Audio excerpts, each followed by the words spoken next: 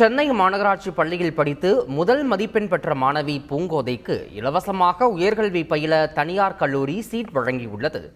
சென்னையைச் சேர்ந்த ஆட்டோ ஓட்டுநர் பார்த்திபன் என்பவரின் மகள் பூங்கோதை சென்னை மாநகராட்சி பள்ளியில் +2 பயின்று பொதுத் தேர்வில் 578 மதிப்பெண்கள் பெற்று முதலிடம் பிடித்தார். இந்த நிலையில் மாணவி பூங்கோதை பயில விரும்பிய பிகாம் வணிகவியல் மேலாண்மை பிரிவில் அவருக்கு முழு கல்வி உதவித்தொகையுடன் சீட் வழங்குவதாக எத்திராஜ் மகளிர் கல்லூரியின் சேர்மன் தெரிவித்தார்.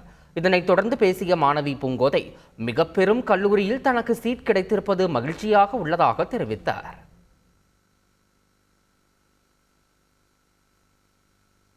நான் நினச்சே பார்க்கல, ஃபுல் ஸ்காலர்ஷிப்பில் ஒரு சென்னையில் டாப் காலேஜில் நான் வந்து படிக்க போகிறேன் அப்படின்ட்டு.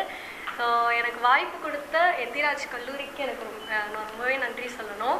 அப்பா வந்துட்டு ஃபீஸ் கட்டுறதுக்கு ரொம்பவே கஷ்டப்பட்டாங்க, அக்காவுக்குமே வந்து ஃபீஸ் கட்டணும்.